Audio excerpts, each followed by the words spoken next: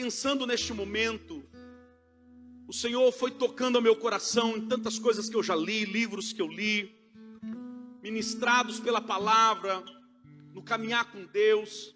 E a pergunta nesta hora é: quais são as marcas, ou qual é a marca de um coração radicalmente transformado pela graça de Deus? Qual é?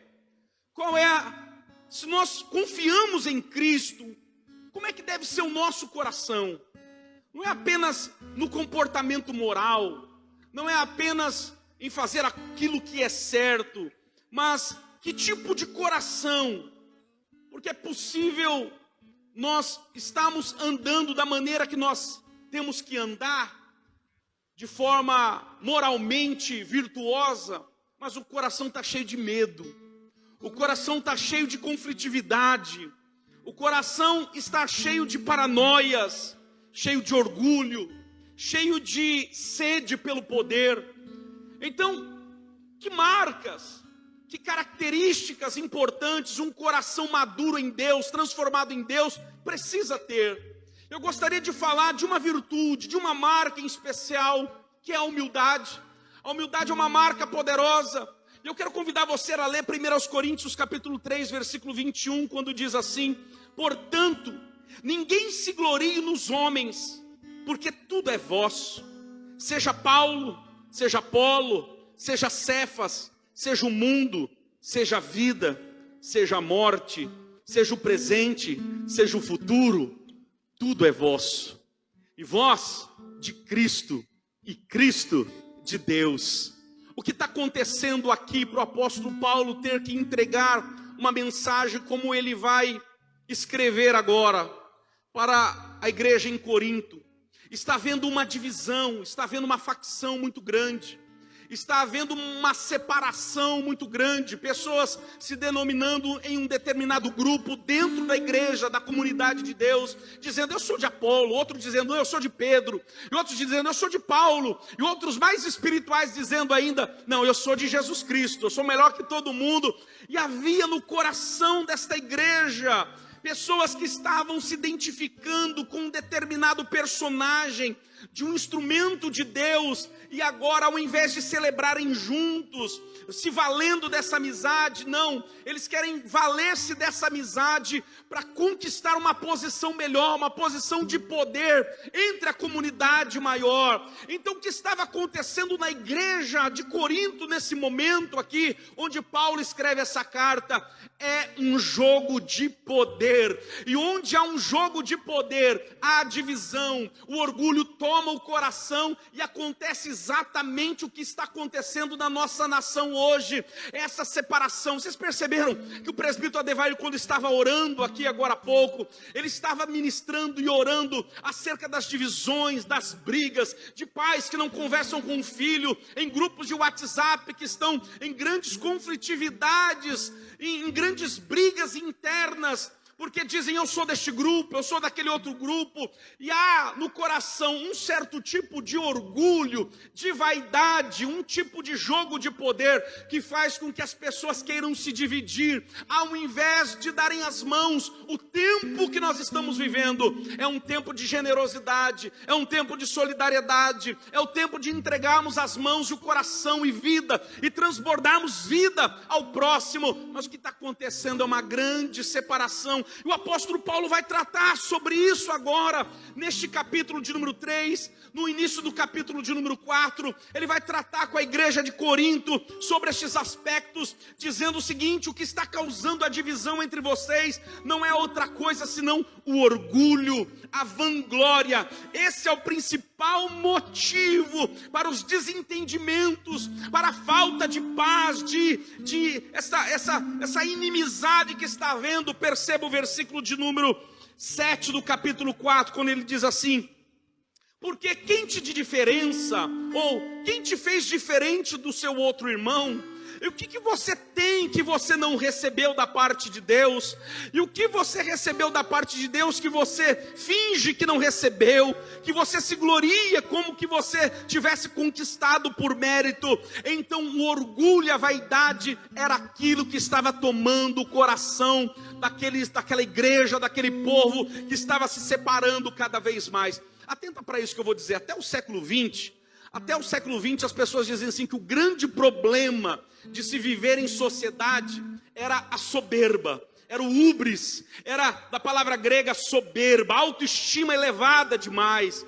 Hoje nós estamos num outro século. Parece que o grande problema social é a baixa autoestima. As pessoas estão dizendo que o grande problema que nós temos, se o marido bate na mulher hoje, não é porque ele tem a autoestima elevada demais. Pelo contrário, ele tem a autoestima muito baixa. E aí ele precisa se valer da sua força, se valer da sua imagem contra ela, e bate, fere e xinga. São patrões que tratam mal os funcionários. Aí na verdade, o vilão se transforma na grande vítima da sociedade. O vitimismo fala disso, de nós considerarmos aquele que está agindo de forma errada. Nós não temos condições de julgarmos as atitudes morais das pessoas, porque no final das contas todos são vítimas de uma grande baixa autoestima. A autoestima está tão lá embaixo, nós nos sentimos tão pequenos, nos sentimos tão maus, e aí tudo que eu faço de ruim, moralmente falando, é por causa da culpa da minha baixa autoestima. Então, como solucionar o problema social nosso? É muito fácil, apenas desenvolver as pessoas na sua capacidade. É hora de lançar palavras doces às pessoas, é hora de afagar o ego das pessoas, é hora de pegar aquele que está fazendo tudo errado, falando muita besteira, e alisar a cabeça dele e dizer: não, você é apenas uma vítima, você é um coitado, e tentar elevar a autoestima dele para que ele possa ser uma pessoa melhor. Será que é somente os dois polos que é a solução para se conviver em sociedade? Ou você se sentir em baixa autoestima, ou com uma autoestima supervalorizada? Será que não existe uma terceira via? Tudo neste mundo agora parece que só tem dois lados. Será que não existe uma terceira via? Existe a via de Deus, existe o caminho do Senhor, existe a palavra do Senhor que nos orienta a convivermos, a vivermos, a nos tolerarmos, a nos suportarmos, a nos amarmos, a nos admoestarmos, a cuidarmos uns dos outros. A palavra de Deus é a nossa única regra de fé e prática. É ela quem nos dá a baliza para todas essas coisas. E neste texto aqui, Paulo, ele dá forma diferente de nós olharmos para o nosso próprio coração. Ele diz: ei, vocês precisam entender o que é o ego de vocês. E ele vai usar uma palavra muito interessante no capítulo 3, versículo 21, quando ele diz assim: portanto, ninguém se glorie. É uma palavra interessante esta.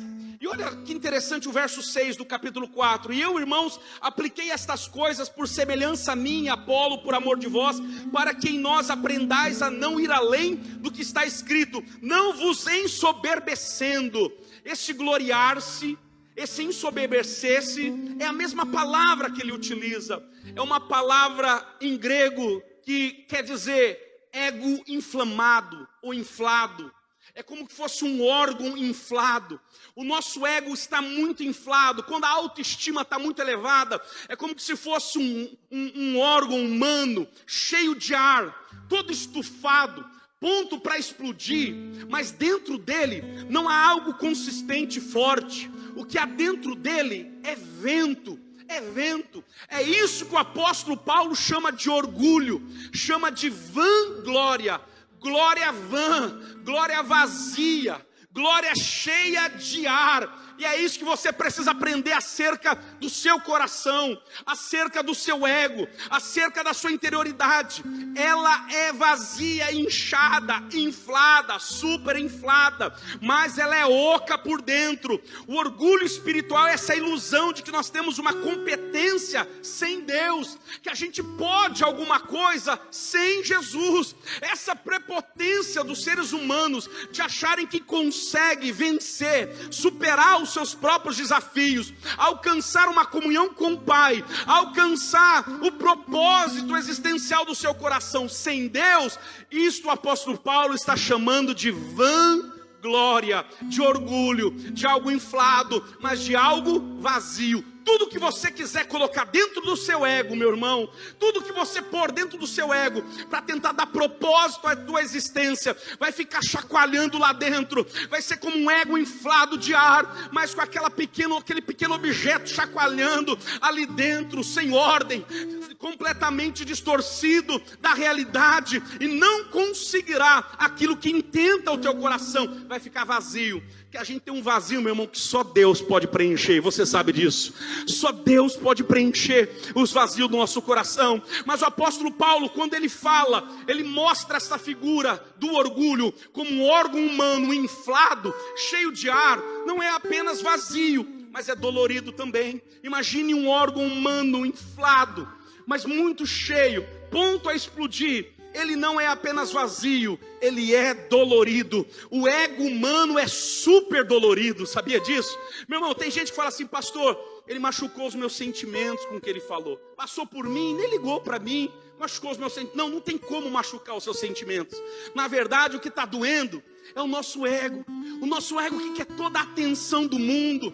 É o nosso ego que quer todos os olhares para nós mesmos. É o nosso ego que se sente assim, se sente constantemente esnobado, ignorado. Tem sempre uma coisinha que parece que falta. Então, aquilo que fica doendo em você e não para, essa dor no coração que não me deixa, pastor, mas eu já sou salvo, mas eu já creio em Jesus Cristo como meu Salvador, porque essa dor dentro de mim não passa. Isso é ego inflado, isso é o que o apóstolo Paulo chama de vanglória, de orgulho. Mas, irmão, só tem um jeito de destruir com o orgulho humano, aleluia, é a graça e a misericórdia de Deus sobre ti, é a humildade sendo desenvolvido na sua vida a cada dia, e já vamos falar dela já já. Deixa eu falar uma outra característica dessa imagem que o apóstolo Paulo libera sobre nós aqui esta noite, sobre este órgão humano inflado. Não é apenas vazio, não é apenas dolorido, mas também é atarefado demais. O meu coração,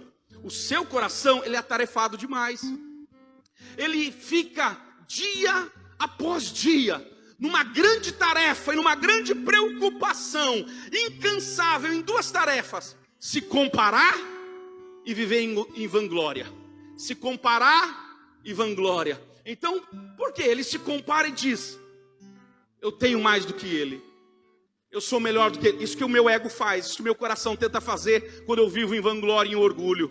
Eu digo: eu tenho mais que ele, eu posso mais do que ela, eu faço acontecer melhor do que aquele outro. Vive nessa tarefa de competição. E quando ele se sente diminuído, aí ele murcha, aí ele fica desinflado, aí ele fica aquela coisa molenga, baixa autoestima, angustiado, em depressão, para baixo, melancolia total, porque o ego está em constante competição. Rede social é maravilhoso, e a gente está usando as redes sociais, continua. Compartilha esse vídeo aqui agora, compartilha para o seu amigo. Glória a Deus, faz um comentário aí. Isso, superação mesmo. Eu quero superar este orgulho do meu coração. Eu quero a graça de Deus sarando a minha vida da vanglória. É isso que eu preciso, ser sarado do orgulho. Isso com muita humildade. Isso, pode colocar hashtag aí, humildade. Hashtag humildade, é isso mesmo. Humildade é essa característica que mata. A humildade, segundo o Evangelho de Jesus, mata o orgulho, mata a vanglória. A rede social, estava dizendo aqui agora, ela é maravilhosa, uma ferramenta excepcional. Mas se você utilizá-la como uma ferramenta do seu ego, você vai passar mal. É uma competição tremenda, quem come mais, quem come melhor, quem viaja mais, quem viaja melhor, quem faz melhor o que está fazendo, quem faz melhor o que está deixando de fazer. Você entra num jogo tão difícil e complicado, nessa tarefa, e quando se sente melhor, vanglória. Quando se sente menor, uma baixa autoestima que é desanimador. Perceba comigo 1 Coríntios capítulo 4, versículo 3 e o 4. Olha o que o apóstolo Paulo está falando, dentro do texto que a gente está lendo, capítulo 4, versículo 3. Todavia, a mim muito pouco se me dá de ser julgado por vós, ou por algum juízo humano. Nem eu tampouco a mim mesmo me julgo, porque em nada me sinto culpado, mas nem por isso me considero justificado, pois quem me julga é o Senhor. Verso 5, portanto nada julgueis antes do tempo, até que o Senhor venha, o qual também trará à luz as coisas ocultas das trevas, e manifestará os desígnios do coração. Eu não consigo discernir e julgar com a medida correta de Deus. Eu tenho que ficar em silêncio. Não é porque alguém está agindo dessa forma que ele está querendo me afrontar. Não é porque ele está falando o que está falando que ele está querendo me acusar. Isto fala mais do meu ego do que sobre a pessoa que está falando alguma coisa. Eu preciso domar este ego que quer ser indomável. Paulo mostra que o evangelho, ele pode transformar os seus filhos, os seus servos, dando valor próprio e mostrando e lhe entregando uma nova identidade. Deus quer entregar uma nova identidade para mim e para você. Quando nós recebemos Jesus como Senhor e Salvador da nossa vida, Ele nos entrega uma nova identidade. Arranca de nós, pela humildade, todo orgulho, toda vanglória. É muito interessante, porque o Paulo, ele diz que ele tem um trabalho a realizar, e ele faz com muita fidelidade. Isso o versículo 1 e o versículo 2, ele diz: o dispenseiro de Deus tem que se achar fiel. Ou seja, ele está falando que ele mesmo, ele se considera alguém fiel, está fazendo com fidelidade. Mas depois o versículo 3 e o versículo 4, ele diz assim: ei, eu não estou procurando o veredito vindo da parte de vocês. Eu não estou preocupado com o que vocês estão falando acerca de mim. Eu não estou preocupado com a condenação, a sentença, o julgamento que se faz acerca da minha pessoa. Porque as pessoas estavam rejeitando o apóstolo Paulo. Sabe, dizendo: Paulo não é tudo isso não, vamos ficar com Apolo. Paulo não é tudo isso não, vamos ficar com Pedro. Ah, Pedro não é tudo isso não, vamos ficar com Apolo. Aí tinha os mais espirituais que diziam ainda assim: não vamos ficar com ninguém, vamos ficar só com Jesus. Não vamos ouvir nem Pedro, nem Tiago, nem João, nem Pedro, nem ninguém, vamos ouvir só Jesus, numa revelação aqui direta. É muito interessante que Paulo está dizendo: ei, eu não estou interessado no julgamento de vocês, eu não estou interessado nas palavras, nas sentenças e nos julgamentos vindo da vida de vocês, porque a identidade do apóstolo Paulo, ela está desassociada da opinião das pessoas acerca da sua própria imagem. É muito difícil isso. Nós desassociamos a nossa identidade daquilo que as pessoas dizem acerca de nós. Na verdade, às vezes a gente ouve esse tipo de conselho. No mundo de hoje a gente ouve bastante. Não ouve ninguém não. Entendeu? O que importa é o que você sabe de você mesmo. O que importa é o que o seu marido sabe. Não importa o que as outras pessoas dizem. Não. A resposta do apóstolo Paulo não é: não ligue para o que as pessoas dizem acerca de você, o importante é o que você acha de você mesmo. Não é essa a resposta do apóstolo Paulo. Perceba o versículo de número 4, versículo de número 3. Nem eu, tampouco, a parte B, nem eu, tampouco a mim mesmo me julgo. Ou seja, a minha identidade não está atrelado ao julgamento das pessoas acerca de mim, e nem a minha identidade está atrelada ao que eu penso acerca de mim mesmo. Entendeu?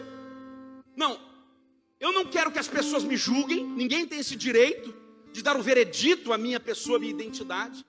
Nem eu mesmo. Nada me condena. A minha consciência não me condena.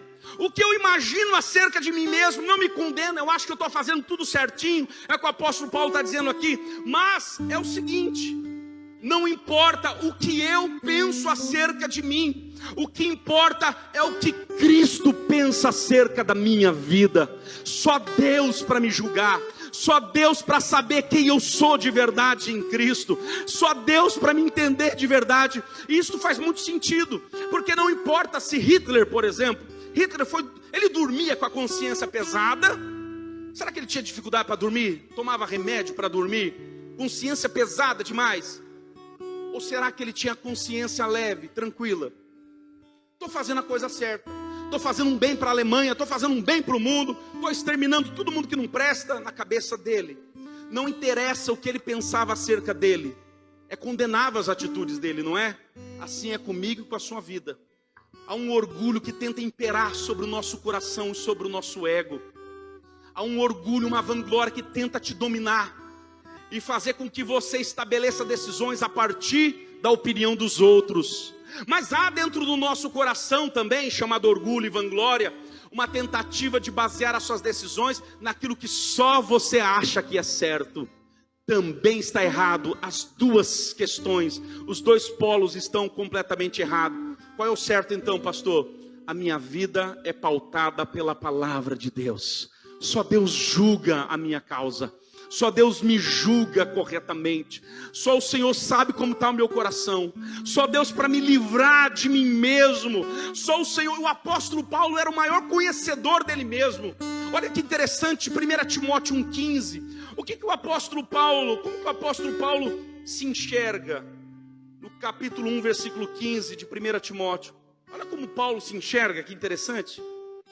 Esta é uma palavra fiel e digna de toda aceitação, que Cristo Jesus veio ao mundo para salvar os pecadores, dos quais eu sou o principal. Eu sou o principal dos pecadores. Paulo sabia muito que no passado dele, ele tinha sido um assassino, ele tinha perseguido a igreja, ele sabia da miserabilidade que era a sua interioridade, a violência que havia dentro dele. Mas Paulo, como ele convive com isso? Ele vive se culpando. Se Paulo vivesse nessa culpa dilacerante, ele não teria feito 1/3 da obra que ele fez em Cristo pelo Evangelho. Ele não teria feito absolutamente nada na sua vida se ele vivesse de culpa, carregando pesos. Não, ele dizia, nem eu mesmo me julgo. Se Paulo ele é confiante, ele é equilibrado, mas ele é honesto, ele é transparente aqui.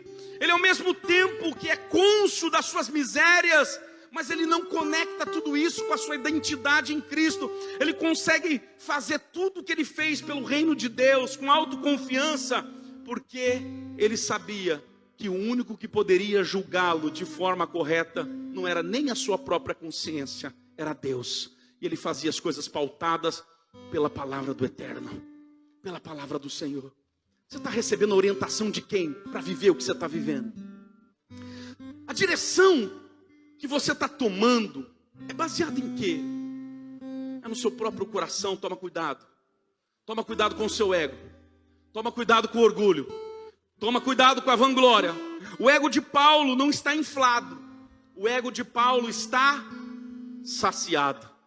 E é isso que eu gostaria de finalizar essa palavra aqui. O nosso ego, ele não pode estar inflado. Nós temos que andar com Deus de uma forma, andar com Ele saciado. Nem só de pão viverá o homem, mas de toda palavra que procede da boca de Deus. Só tem um jeito do ser humano andar saciado dentro do seu coração, do seu ego. É pela palavra que é pão vivo. É Jesus que é o pão vivo que desceu do céu. Paulo, ele está saciado, ele fala sobre humildade. Ele alcançou um patamar que ele não olha nem mais para si mesmo e nem quer chamar atenção para si. Quando ele faz algo certo ou errado, não mais ele relaciona o fato a si mesmo. Não, ele entrega para Deus em clamor, em misericórdia, e diz, Senhor, só Tu para julgares, ó Pai, as minhas decisões, as minhas atitudes, e que o Teu Espírito me direcione. Esta é a intencionalidade do apóstolo São Paulo. É muito bacana quando eu entendo o que é humildade de verdade. A gente erra tanto quando fala de humildade. Alguns pensam que humildade é ter uma visão de si mesmo subestimada. Ninguém nunca vai chegar diante de uma outra pessoa e dizer, nossa, acabei de sair da presença de uma pessoa muito humilde. É mesmo? E como foi? Pensa numa pessoa que não se gosta. Pensa numa pessoa que se odeia. Pensa numa pessoa que vive em autossabotagem.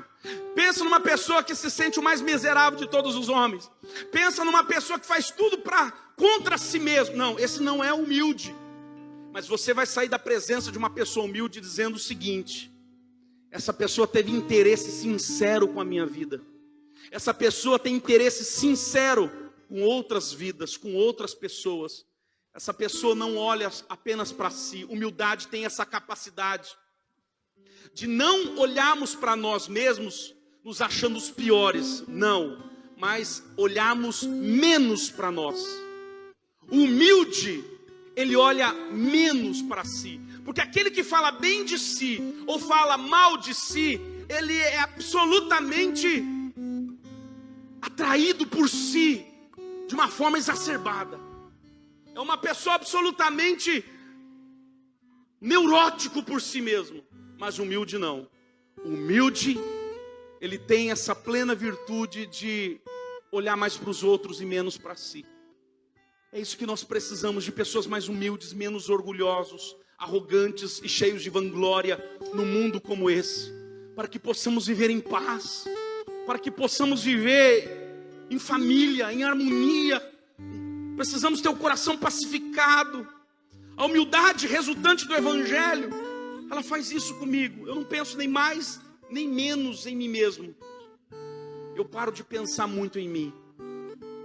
Eu entendo que se você está numa sala, por exemplo, numa reunião, num trabalho, e você está cheio da humildade do Espírito Santo de Deus, você não vai achar que tudo está linkado a você. Eu já disse isso aqui em um dos nossos estudos.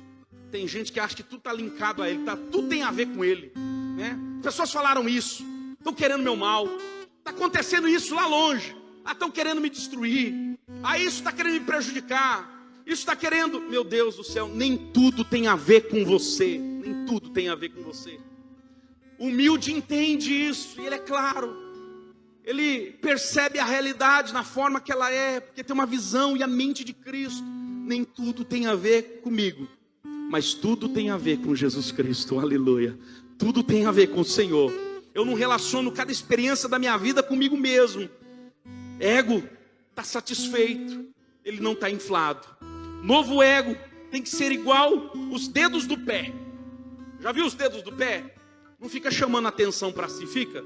Você nunca vai ver um dedo do seu pé chamando atenção para si, nunca. A não ser que você dê uma topada na quina de uma cama, na quina da mesa, do sofá, algum lugar assim, vai sentir uma dor terrível. Tirando isso, você nunca vai ver os dedos do pé chamando atenção para si. Ele simplesmente desenvolve a sua função naturalmente. Só quer desenvolver a função. Quem sabe no corpo de Cristo você não é o dedão do pé. Olha que maravilha. Talvez não tenha todas as atenções para si, mas tem uma função importantíssima na estabilidade de todas as coisas. Deus tem uma posição especial para a tua vida, lógico que Ele tem, mas com humildade nós podemos juntar as pessoas, nós podemos abraçar e cuidar uns dos outros. Agora com vaidade, agora com orgulho, a sua separação, a sua briga, a sua raiva. Precisamos alcançar essa visão da transformação do ego, do eu. Ele entende que ninguém pode justificá-lo a não ser Deus, mesmo que não tenha nada em sua consciência, mas só Deus pode. O que todos buscam parece ser um veredito definitivo de que somos importantes demais. Pastor, enquanto eu não ouvir que eu sou importante demais, pastor, eu não vou ter paz. Talvez até agora você só foi ludibriado de palavras doces, de elogios a você. Ou talvez você se sente um nada, se sente pequeno, se sente o pior das criaturas, porque você não ouve o que você gostaria de ouvir. E a sua autoestima está tão lá embaixo. Pastor, minha autoestima, pensa numa autoestima lá embaixo. Está mais rasa do que... Está feio, pastor. Meu irmão, você não precisa de uma autoestima nem lá embaixo, nem em cima do mais do que você tem que ser. O que você precisa é do ego e do seu eu satisfeito em Cristo Jesus pela sua palavra. É isso, essa é a palavra que Deus pôs no meu coração. O que você precisa não é de uma autoestima super elevada, nem subcolocada. O que você precisa é de um ego saciado pelo Espírito Santo de Deus. Eu quero orar com você agora, e eu quero pedir para que o Espírito Santo de Deus transforme o nosso coração nesse tempo. Os corações nesta hora não estão apenas tensos, ansiosos, perturbados, confusos, mas nós estamos deixando aflorar o pior de nós. Algumas pessoas têm deixado aflorar o pior de si. O orgulho tem tomado a direção das ações, dos comentários, das intervenções pontuais em determinadas redes sociais, que faz com que você aflore o pior de você. Não, o que Deus quer é que você demonstre e entregue o melhor do seu coração para as pessoas e para Deus. É hora de nós pegarmos o orgulho e dizermos: Deus, eu não quero viver em orgulho. Eu entendi que tanto a supervalorização da minha autoestima, como a subvalorização da minha autoestima, são apenas dois lados da mesma moeda, chamado orgulho.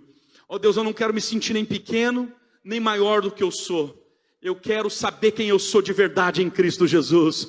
Eu quero a minha identidade, Senhor, ó Deus, consolidada. Eu quero a minha identidade firmada no Senhor, cada dia mais. Aleluia. Nós vamos cantar essa canção agora.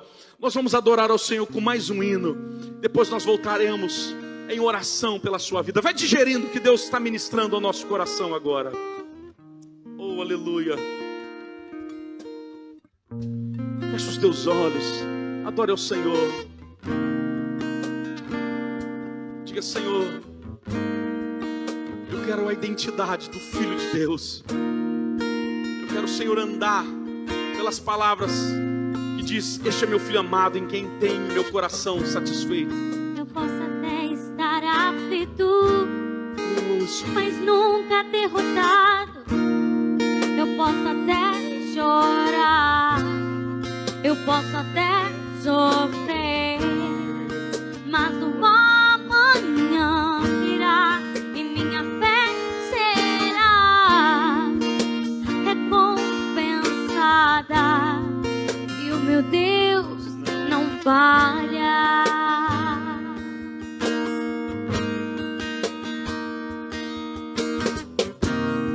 Eu posso até estar ferido, mas nunca destruído. Eu posso ser provado para ser aprovado, mas o amanhã virá, minha fé será recompensada, e o meu Deus não falha.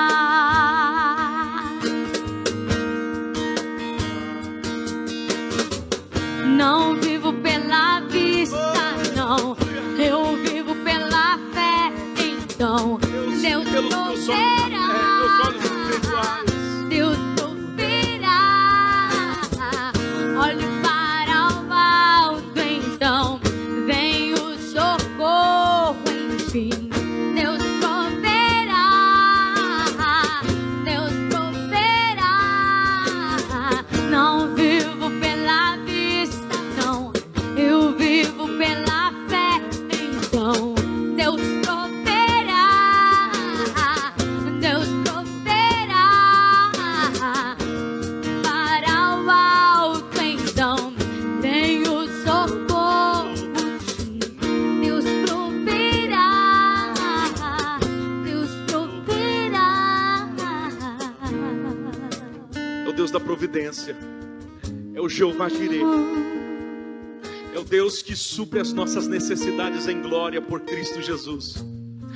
É o Deus que não quer ver o teu ego, o teu coração inflado, vazio, dolorido, sem sentido. É o Deus que quer saciar a tua vida. É o Deus que quer preencher este coração vazio aí agora. É o Espírito Santo de Deus que quer pegar a palavra de Deus, a palavra encarnada que é Jesus Cristo. Havendo Deus falado muitas vezes e de muitas maneiras aos pais pelos profetas, a nós falou-nos nesses últimos dias através do Filho, a quem constituiu o herdeiro de todas as coisas, por quem também fez o mundo, o qual, sendo o resplendor da sua glória e a expressa imagem da sua pessoa, aleluia, Ele tem sustentado todas as coisas pela palavra do seu poder. Ele quer sustentar você, Ele quer suprir as suas necessidades emocionais, espirituais, físicas. É só o Senhor na nossa vida, meu irmão. Por isso que eu digo, estou proclamando muitas e muitas vezes aqui, que uns confiam em carros, outros em cavalos, mas nós estamos fazendo menção do nome do Senhor. A minha confiança está em Deus, a minha fé, a minha súplica, aleluia, minhas convicções estão pautadas naquilo que Ele fala, naquilo que Ele faz, naquilo que Ele é, aleluia, aquilo que Ele é sobre esta igreja. Ele é o cabeça desta igreja, Ele é o sustentador desta obra, Ele é o sustentador da tua família. na tua casa. Diga glória a Deus. Diga graças a Deus. Ele está aí. Ele está aí, supridor de todas as coisas. É aquele que sacia.